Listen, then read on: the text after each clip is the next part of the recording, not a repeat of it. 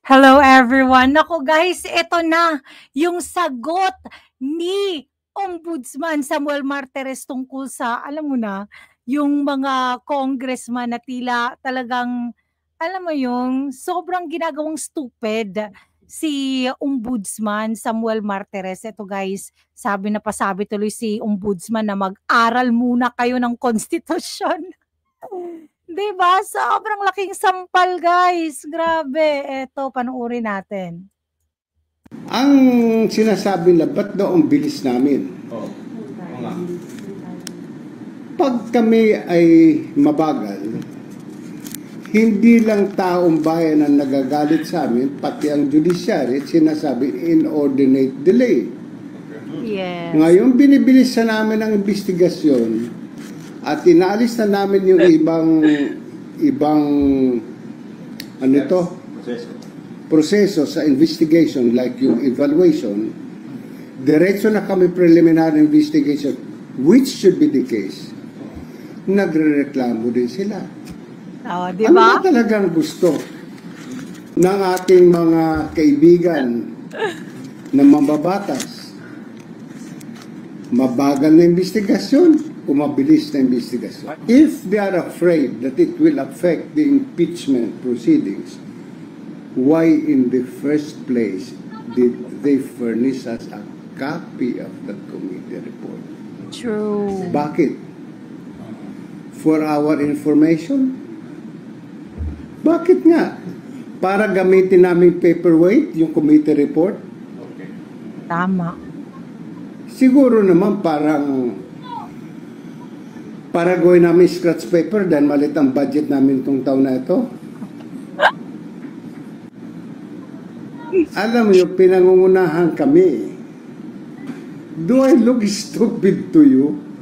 Did I in the past do something that is against the law? Tell me. Ba't kami pinangungunahan?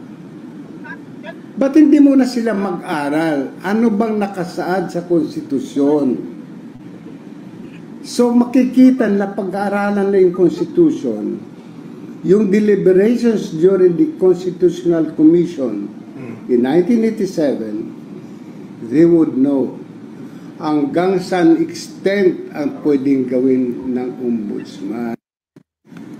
Ang sinasabi, we are not grabbing the powers of Congress to impeach an impeachable officer. No.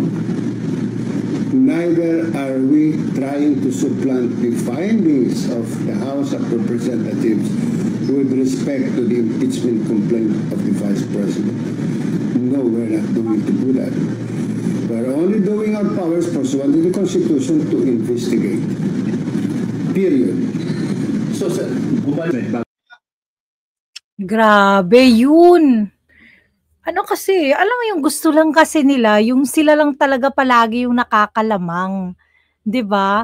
Ayaw nilang i-process ng madali ni ombudsman kasi 'di ba, baka daw i-dismiss kaagad yung ano ni VP Sara. Tapos ngayon gusto nila hindi nila gustong madaliin, gusto nila patagalin.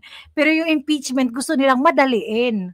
'Di ba nga? Nakakaloka tong mga congressman eh. Tapos ito pa guys, naku, nag-a-apply na si ano, alam mo yung balita, si DOJ, Department of Justice, si Remulla, nag-a-apply na sa pagka-ombudsman.